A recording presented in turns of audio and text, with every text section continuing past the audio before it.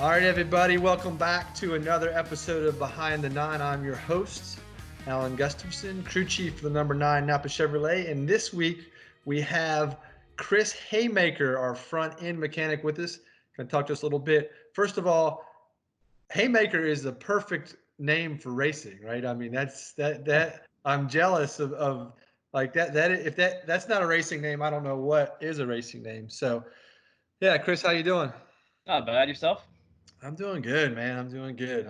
I'm excited. Always ready to go. So yeah, ready to race, ready to get going. So a Virginia guy. Yep. So 150 miles west of Richmond. What town? It's called Moneta, Virginia. It's probably closer to Martinsville. It's about an hour and 15 minutes straight north of Martinsville. Oh, nice. I Yeah. got you.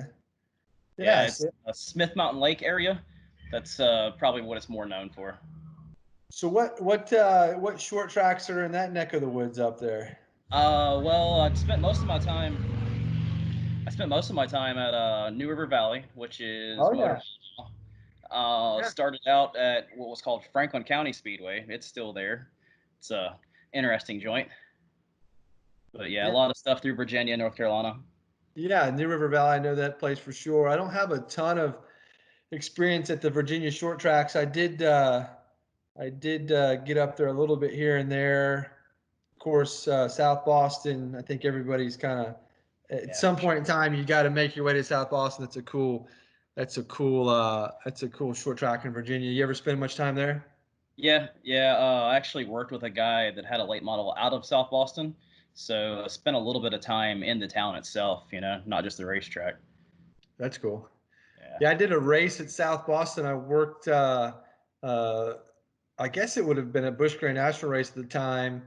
This was my tire changing debut and I'm sure you probably know that I've heard of this guy before, a late model, a very successful Virginia late model racer, Philip Morris. Have you ever heard of him? Absolutely. He's like a Yeah, legend in Virginia. he is a legend and he's a great race car driver. So he was running a limited Bush series, and I was helping him out, and we had those cookie breaks, during the event or the halfway break where you stopped and worked on the car, and we didn't have much to work with, and we had like intermediate brakes on the car and makeshift brake ducts. So long story short, he had overheated the brakes. So I ran out there. I was going to bleed the brakes, and I ran out there to change the tires, and he wasn't stopping. So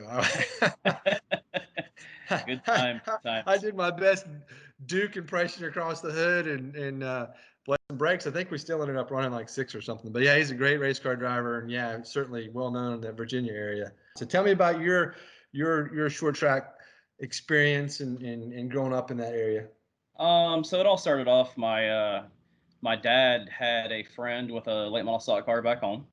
And we started going and just kind of hanging out at the racetrack with them on the weekends, because I was really interested in racing, and just kind of grew from that to where I just volunteered on late model cars and met different people and worked on different teams and all this stuff pretty much through high school, just kind of working on cars, learning what was what, like I'd kind of played some of the NASCAR games and stuff, in my childhood. So I was trying to figure out like, all right, well, what do they really mean by camber and caster, and what do these shocks and springs really do? And it was a lot of fun. Yeah, that is cool. That's not dissimilar to how I kind of started my career. Is just your friends are into it, and people, and you just get opportunities, and you work through it, and you kind of learn your way. For people who aren't from this area, I do think it's worth mentioning.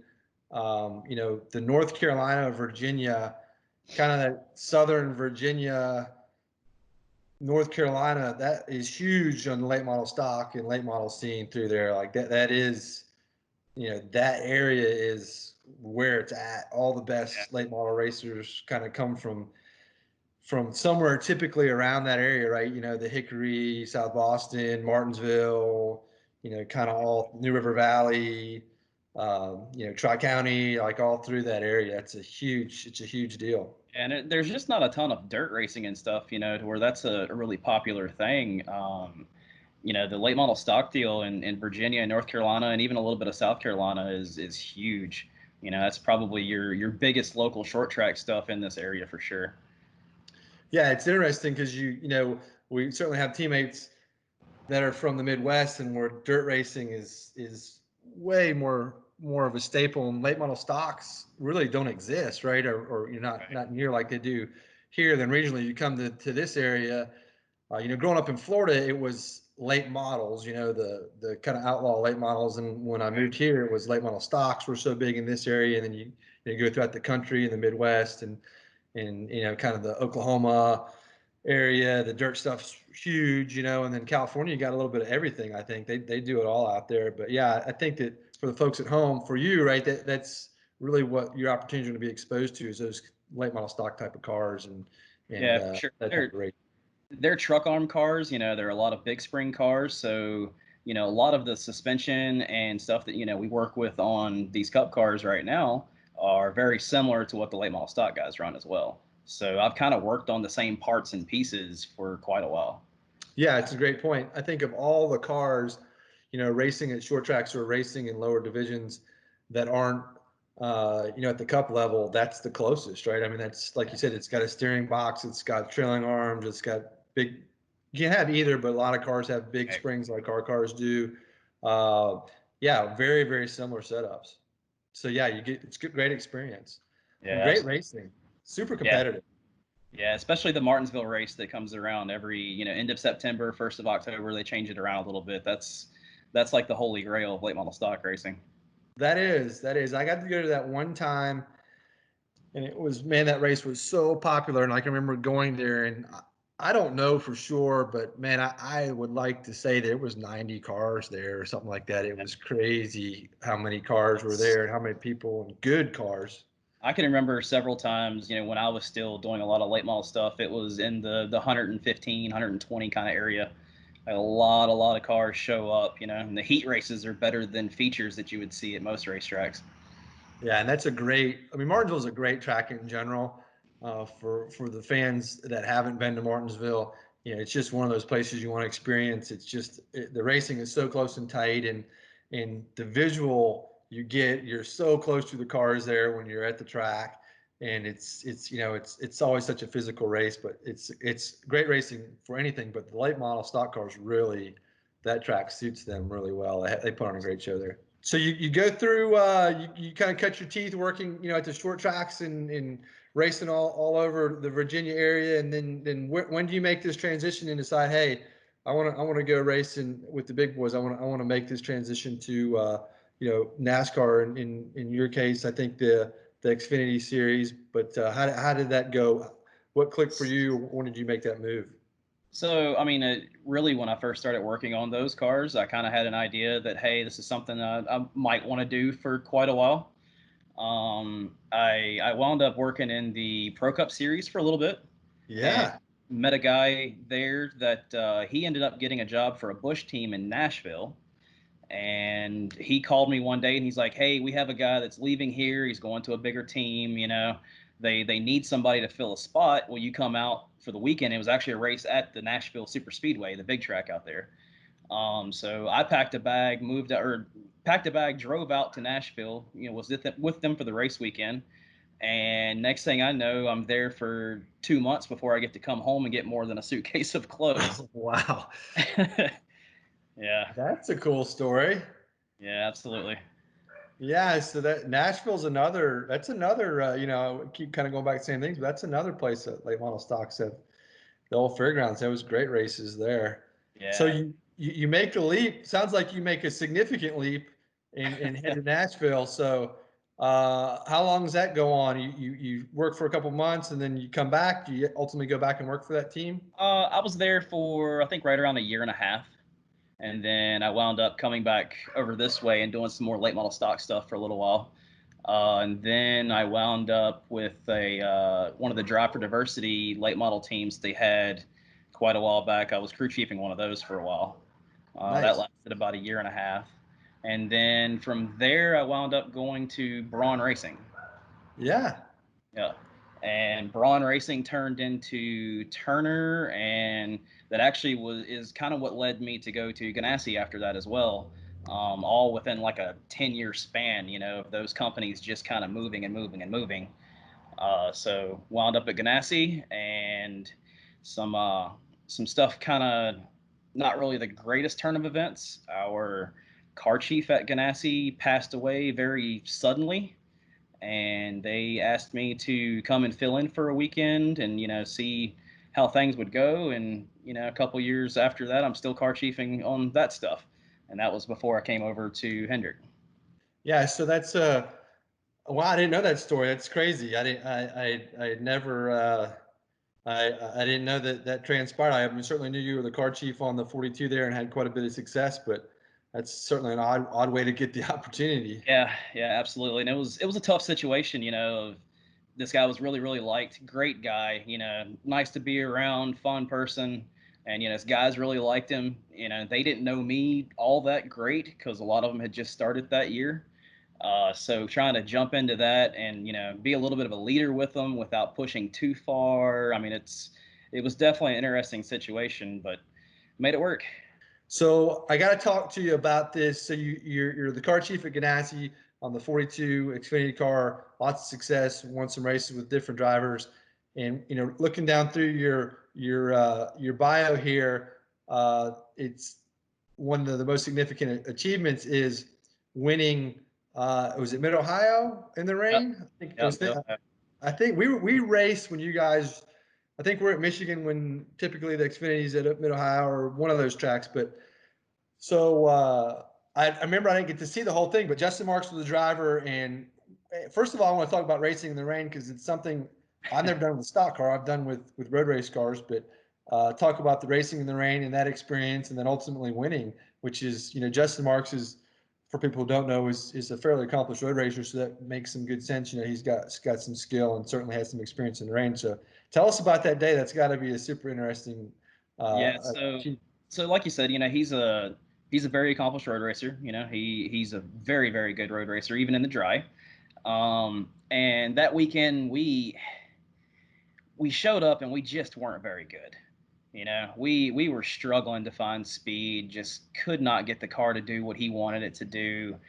And I think we qualified and we didn't even make the last round of qualifying. I want to say we started like 14th or 13th or something like that. So just a bad weekend. We're like, oh man, this isn't going to be very good. And we know rain's coming. You have all these apps on your phone and stuff now to track weather, and we know it's coming. We're like, well, it's, I guess we'll see how this goes. And I think we'd gotten up to sixth or seventh in the dry. He's a good road racer, and he paced himself and worked his way up there.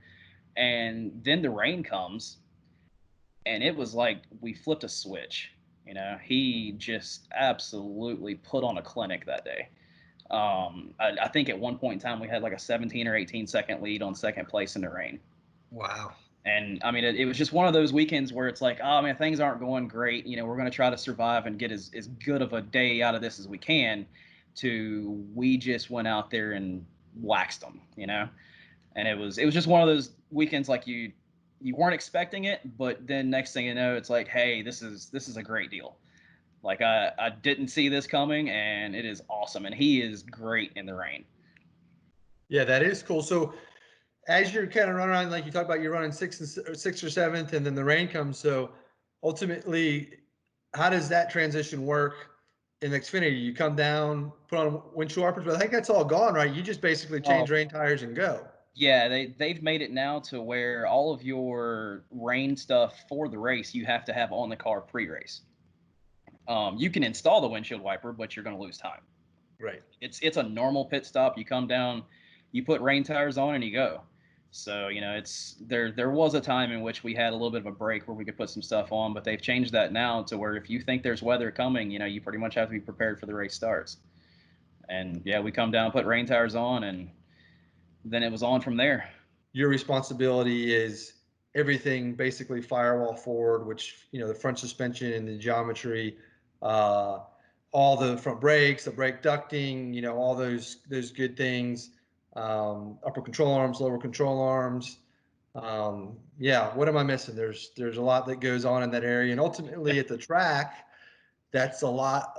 To times the high percentage of our changes are concentrated kind of to that front end assembly of the car, right? Everybody, you hear if the driver's happy, his front end is working well, right? If the driver is not happy, the front end isn't working well. That kind of is throughout the garage. So you're the guy who's responsible for all those parts and pieces and kind of putting that together.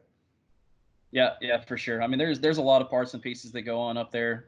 Um, there's a lot of changing slugs and changing shims and getting a sheet from Tom or Matt or somebody, and this is what we're looking for, this is what we want, and doing it in a timely manner. Definitely enjoyed a lot of steering. We gone through some steering boxes and some different steering components, and Yeah. there's a lot to do up there, for sure. There's a lot of responsibility as well.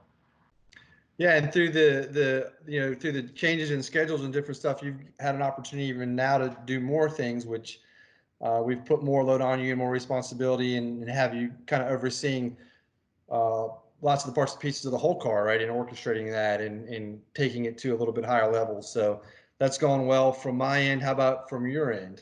I think it's great, honestly. For one, I'm glad to get back to work because I was getting a little bored at home. And then just it's a little bit of a challenge. You know what I mean? Like a lot of stuff that I didn't understand that you guys did because I'm still very new to the group. Learning what people are looking for, and how information is shared amongst everybody. I've been enjoying it a lot, honestly, just because I get to do and see a lot of different things. Yeah, so let's talk about you a little bit. What, hobbies. I think the best I can tell, you like hanging out with your son, and what do you guys like to do? What's your favorite off day look like? Well, he's a year and 3 months, so these days it's a lot of puppy dog pals. We're learning how to catch a ball.